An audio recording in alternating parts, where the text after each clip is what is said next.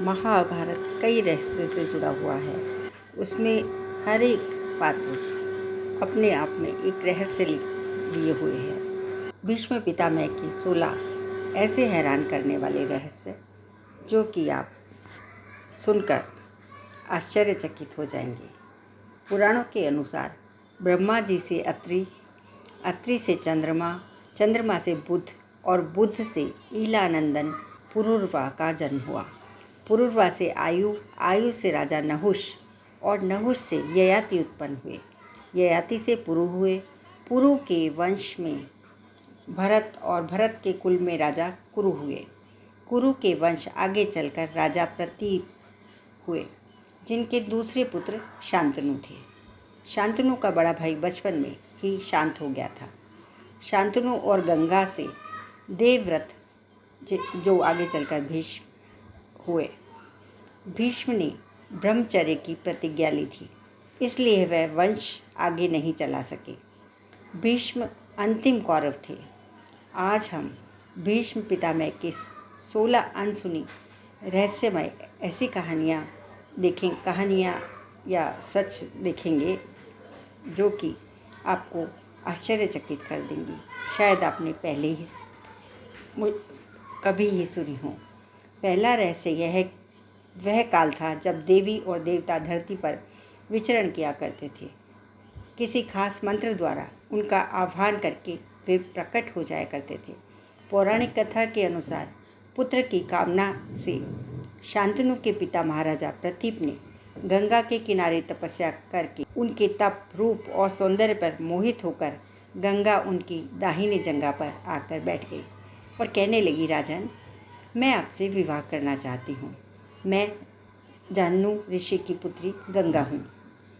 इस पर राजा प्रतीप ने कहा, गंगे, तुम मेरी दाहिनी जंघा पर बैठी हो, जबकि पत्नी तो वामांगी होना चाहिए।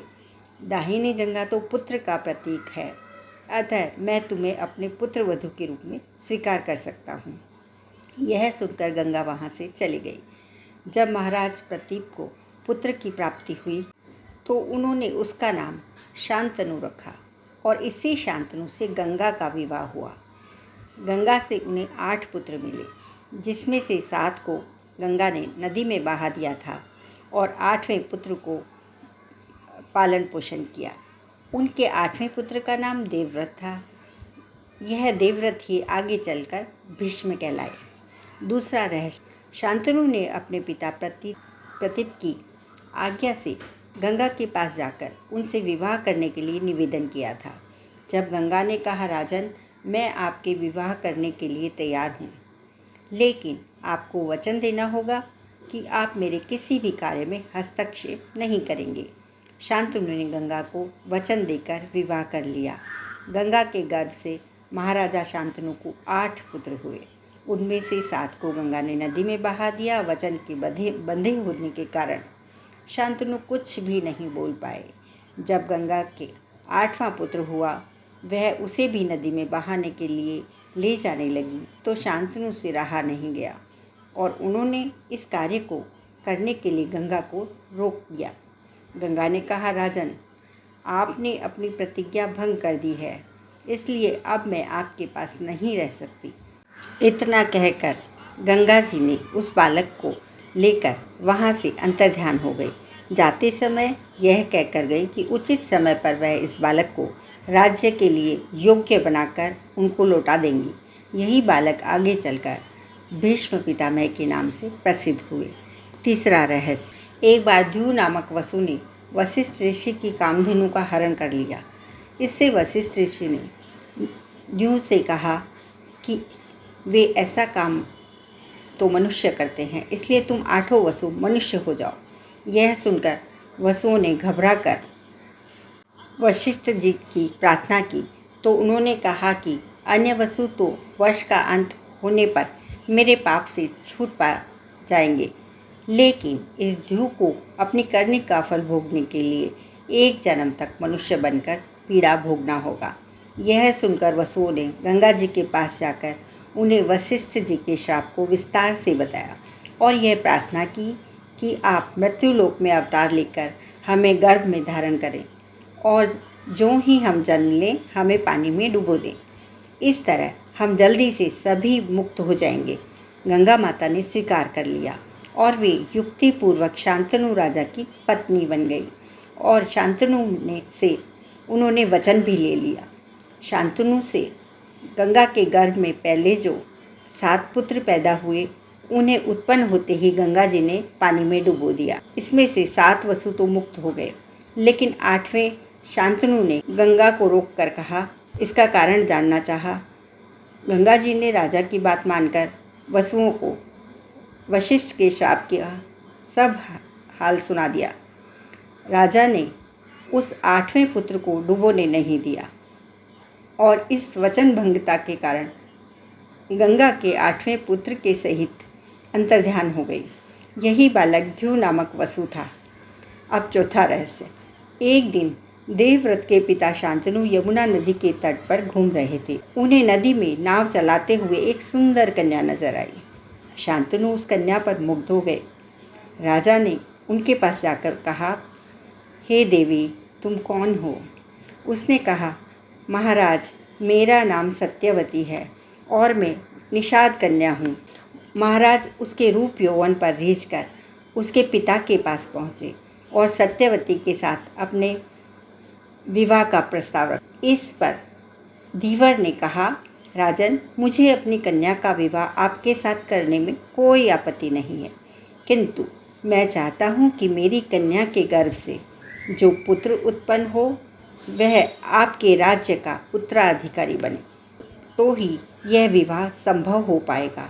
निषाद के वचनों को सुनकर महाराज शांतनु चुपचाप हस्तिनापुर लौट आए और मन ही मन इस दुख के घुटने लगे। सत्यवती के वियोग से महाराजा व्याकुल रहने लगे और उनका शरीर भी दुर्बल होने लगा। महाराज की इस दशा को देखकर देवव्रत को चिंता हुई। जब उन्हें मंत्रियों द्वारा पिता की इस दशा होने का कारण पता चला तो वे निषाद के घर जा पहुँचे और उन्होंने निषाद से कहा, हे निषाद, आप सहर्ष अपनी पुत्री सत्यवती का विवाह मेरे पिता शांतनु के साथ कर दीजिए। मैं आपको वचन देता हूँ कि आपकी पुत्री के गर्भ से जो बालक जन्म लेगा वही राज्य का उत्तराधिकारी होगा। कालांतर में मेरी कोई संतान आपकी पुत्री के बीच में नहीं आएगी, यह मैं आपसे प्रतिज्ञा करता हूँ। मेरी संतान उत्तराधिकार नहीं छीनेगी। मैं आजन्म अविवाहित रहूँगा। उनकी इस प्रतिज्ञा को सुनकर निषाद ने हाथ जोड़कर कहा, हे देवव्रत, आपकी यह प्रतिज्ञा अभूतपूर्व है। इतना कहकर निषाद ने तत्काल अपनी पुत्री सत्यवती को देवव्रत तथा अन्य मंत्रियों के साथ हस्तिनापुर भेज दिया। 5वां रहस्य। देवव्रत जब निषाद कन्या सत्यवती को लाकर अपने पिता शांतनु को सौंपते हैं तो शांतनु की खुशी का ठिकाना नहीं रहता। शांतनु प्रसन्न होकर देवव्रत से कहते हैं, हे पुत्र, तूने पितृभक्ति से वशीभूत होकर ऐसी कठिन प्रतिज्ञा की है जो आज तक किसी ने नहीं की और न ही कोई भविष्य में करेगा। तेरी इस पितृभक्ति से प्रसन्न होकर मैं तुझे वरदान देता हूँ कि तेरी मृत्यु तेरी इच्छा से ही होगी। इच्छा मृत्यु का वरदान दिया। तेरी इस प्रकार की प्रतिज्ञा करने के कारण तू भीष्म कहलाएगा और तेरी प्रतिज्ञा भीष्म प्रतिज्ञा के नाम से सदैव प्रख्यात रहेगी। अब छठा रहस्य भीष्म पितामह का।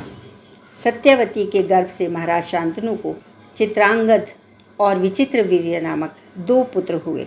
शांतनु की मृत्यु के बाद चित्रांगद राजा बन गए, किंतु गंधर्वों के साथ युद्ध में उनकी मृत्यु हो गई।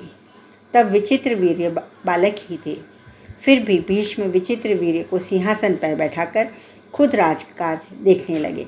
विचित्रवीर्य के युवा होने पर भीष्म ने बलपूर्वक काशीराज की 3 पुत्रियों का हरण किया और वे उसका विवाह विचित्रवीर्य से करना चाहते थे, क्योंकि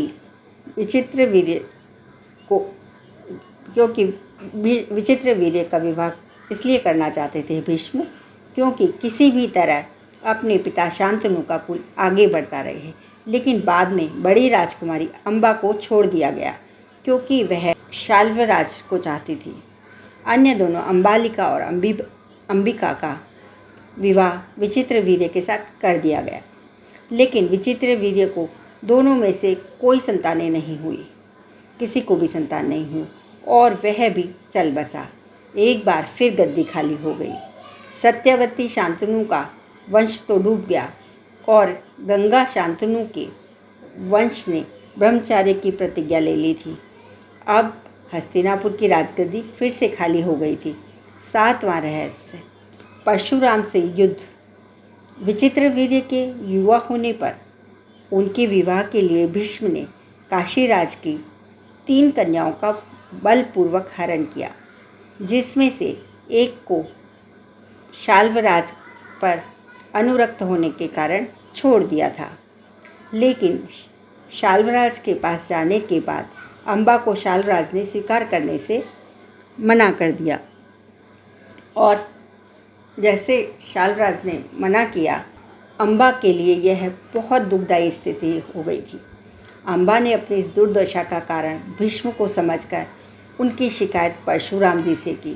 परशुराम ने अन्याय के खिलाफ लड़ने की ठानी। परशुराम जी ने कहा भीष्म से कि तुमने अम्बा को बलपूर्वक अपहरण किया है, अतः अब तुम्हें इससे विवाह करना ही होगा, अन्यथा मुझसे युद्ध के लिए तैयार हो जाओ। भीष्म और परशुराम का 21 दिनों तक भयंकर युद्ध हुआ।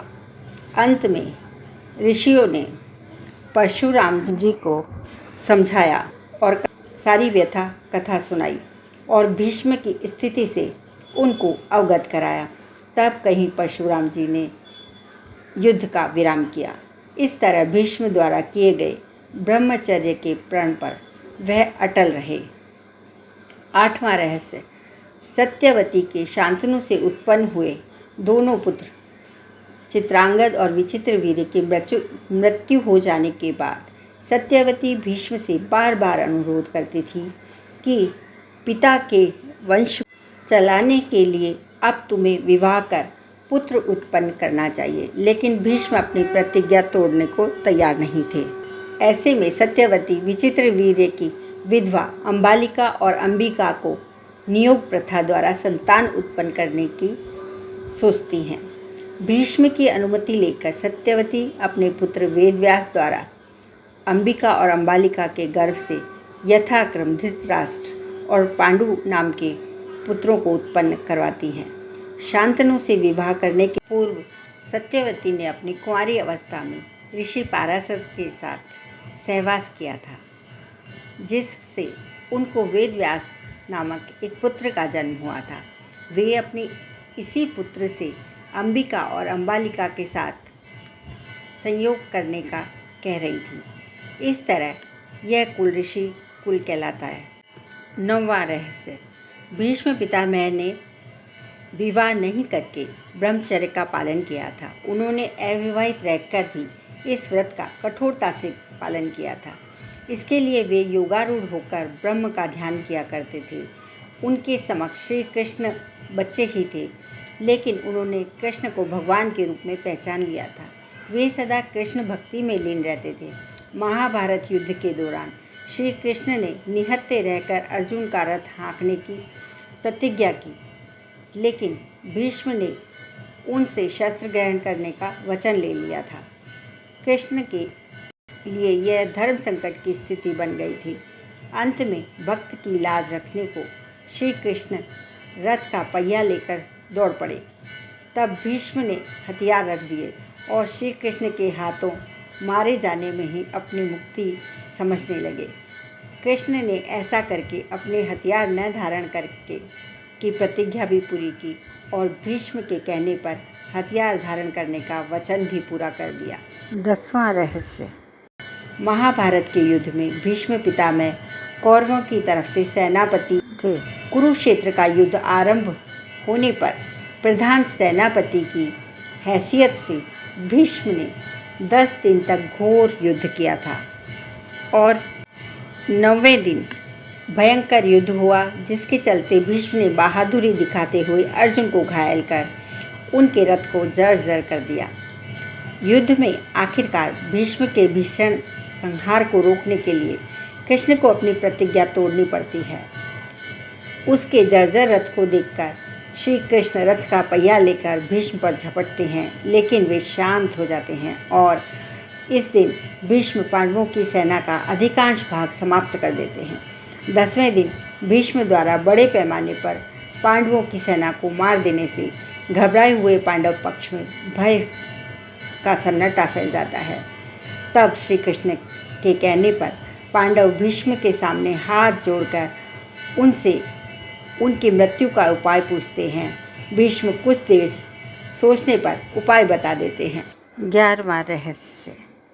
10वें ही दिन इच्छा मृत्यु प्राप्त भीष्म द्वारा अपनी मृत्यु का रहस्य बता देने के बाद इसके बाद भीष्म पांचाल तथा मत्स्य सेना का भयंकर संहार कर देते हैं। फिर पांडव पक्ष युद्ध क्षेत्र में भीष्म के सामने शिखंडी को युद्ध करने के लिए लगा देते हैं। युद्ध क्षेत्र में शिखंडी को सामने डटा देखकर भीष्म अपने अस्त्र शस्त्र त्याग देते हैं। इस मौके का फ़ायदा उठाकर कृष्ण के इशारे पर बड़े ही बेमन से अर्जुन ने अपने बाणों से भीष्म को छेद दिया। भीष्म बाणों की शैया पर लेट जाते हैं। दरअसल भीष्म ने अपनी मृत्यु का रहस्य यह बताया था कि वे किसी स्त्री के समक्ष हथियार नहीं उठाएंगे। इसी दौरान उन्हें मारा जा सकता है। इस नीति के इस तरह युद्ध में भीष्म के सामने शिखंडी को उतारा जाता है। भीष्म को अर्जुन के तीरों से छेद कर देते हैं और वह कहराते हुए नीचे गिर जाते हैं। भीष्म के सामने शिखंडी को उतारा जाता है और शिखंडी इसी तरह नीति के तहत शिखंडी को उतारा जाता है। वे कहराते हुए नीचे गिर जाते हैं। 12वां रहस्य। भीष्म के शैया पर लेटने की खबर फैलते ही कौरवों की सेना में हाहाकार मच जाता है। दोनों दलों के सैनिक और सेनापति युद्ध करना छोड़ भीष्म के पास एकत्र हो जाते हैं। दोनों दलों के राजाओं भीष्म से कहते हैं, राज्यगण, मेरा सिर नीचे लटक रहा है, मुझे उपयुक्त तकिया चाहिए। उनके एक आदेश पर तमाम राजा योद्धा मूल्यवान तरह तरह के तकिए लेकर आते हैं, किंतु भीष्म उनमें से एक को भी न लेकर मुस्कुरा कर कहते हैं कि ये तकिया इस वीर शैया के काम में आने योग्य नहीं है राजन। फिर वे अर्जुन की ओर देखकर कहते हैं, बेटा, तुम तो क्षत्रिय धर्म के विद्वान हो, क्या तुम मुझे उपयुक्त तकिया दे सकते हो?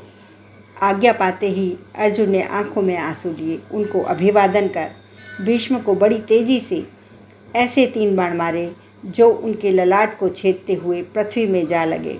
बस इस तरह सिर को सिरहाना मिल जाता है। इन बाणों का आधार मिल जाने से सिर के लटकते रहने की पीड़ा रह जाती है।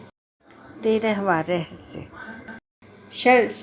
शैया पर लेटने के बाद भी भीष्म के प्राण क्यों नहीं त्यागते हैं, जबकि उनका पूरा शरीर तीर से छलनी हो जाता है। फिर भी वे इच्छा मृत्यु के कारण मृत्यु को प्राप्त नहीं होते हैं। भीष्म यह भली भांति जानते थे कि सूर्य के उत्तरायण होने पर ही प्राण त्यागने पर आत्मा को सद्गति मिलती है और वे पुनः अपने लोक में जाकर मुक्त हो जाएंगे। इसलिए वे सूर्य के उत्तरायण होने का इंतजार करते रहे। भीष्म ने बताया कि सूर्य के उत्तरायण होने पर शरीर छोड़ेंगे, क्योंकि उन्हें अपने पिता शांतनु से इच्छा मृत्यु का वर प्राप्त है और वे तब तक शरीर नहीं छोड़ सकते जब तक कि वे नहीं चाहें। और 10वें दिन सूर्य डूब चुका था और उत्तरायण में जाने के बाद उन्होंने अपने प्राण त्याग दिए। 14वां अध्याय। भीष्म को ठीक करने के लिए शल्य चिकित्सक लाए जाते हैं, लेकिन वे उनको लौटा देते हैं और कहते हैं कि अब तो मेरा अंतिम समय आ गया है, यह सब व्यर्थ है। शरशैया पर मेरी चिता है। अब तो मैं बस सूर्य के उत्तरायण होने का इंतजार कर रहा हूँ। पितामह की ये बातें सुनकर राजागण और उनकी सभी बंधु बांधव उनको प्रणाम प्रदक्षिणा करके अपनी छावनियों में लौट जाते हैं। अगले दिन सुबह होने पर फिर से वे सभी भीष्म के पास लौटते हैं। सभी कन्याएं, स्त्रियां और उनके कुल के योद्धा भीष्म पितामह के पास चुपचाप खड़े हो जाते हैं। पितामह पीने के लिए राजाओं से ठंडा पानी मांगा। सभी उनके लिए पानी ले आए, लेकिन अर्जुन की ओर देखा भीष्म पितामह ने। अर्जुन समझ गए कि अब पांडव पर तीर चढ़ाया और किया और तीर छोड़ देते हैं। धरती से अमृत तुल्य सुगंधी जलधारा निकलने लगती है। उस पानी को पीकर भीष्म तृप्त हो जाते हैं। फिर भीष्म दुर्योधन को समझाते हैं कि युद्ध छोड़कर वंश की रक्षा करो। उन्होंने अर्जुन की बहुत प्रशंसा की और दुर्योधन को बार बार समझाया कि हमारी यह गति देखकर संभल जाओ, लेकिन दुर्योधन उनकी एक भी नहीं माना। फिर से युद्ध शुरू हो जाता है। अगले दिन फिर से सभी उनके पास इकट्ठे होते हैं। वे नए सेनापति कर्ण को समझाते हैं। वे दोनों पक्षों में अपने अंतिम वक्त में भी संधि करने की चेष्टा करते हैं। भीष्म के शरशैया पर लेट जाने के बाद युद्ध और 8 दिन चला। 15वां रहस्य। भीष्म यद्यपि शरशैया पर पड़े हुए थे, फिर भी उन्होंने कृष्ण के कहने से युद्ध के बाद युधिष्ठिर का शोक दूर करने के लिए राजधर्म, मोक्ष धर्म, आप धर्म आदि का मूल्यवान उपदेश करके बड़े विस्तार के साथ दिए। इस उपदेश को सुनने से युधिष्ठिर के मन में ग्लानि और पश्चाताप दूर हो जाता है। बाद में सूर्य के उत्तरायण होने पर युधिष्ठिर आदि सगे संबंधी, पुरोहित, अन्य लोग भीष्म के पास पहुंचते हैं। उन सब से पितामह ने कहा, इस शरशैया पर मुझे 58 दिन हो गए हैं। मेरे भाग्य में माघ शुक्ल की पक्ष जो गया, अब मैं शरीर त्यागना चाहता हूँ। इसके पश्चात उन्होंने सब लोगों से प्रेम पूर्वक विदा मांगकर शरीर त्याग दिया। सभी लोग भीष्म को याद कर रोने लगे। युधिष्ठिर तथा पांडवों ने भीष्म पितामह के शर विरुद्ध शव को दहन कर चिता पर रखा, दाह संस्कार किया। 16वां रहस्य। भीष्म सामान्य व्यक्ति नहीं थे, वे मनुष्य रूप में देवता वसु थे। उन्होंने ब्रह्मचर्य का कड़ा पालन करके योग्य विद्या द्वारा अपने शरीर को पुण्य कर लिया था। माना जाता है कि युद्ध से अधिक उम्र के थे। उन्होंने राजनीति का अनुभव होने के कारण वेद व्यास ने संपूर्ण महाभारत में भीष्म को राजनीति का केंद्र बनाकर राजनीति के बारे में लिखा, उनका प्राथमिक उल्लेख किया। यह थी भीष्म पितामह के 16 रहस्य। यह वीडियो पसंद आई तो आप वीडियो को लाइक करें, शेयर करें और ऐसी ही वीडियो के लिए चैनल को सब्सक्राइब करें। बेल आइकन ज़रूर प्रेस करें। धन्यवाद।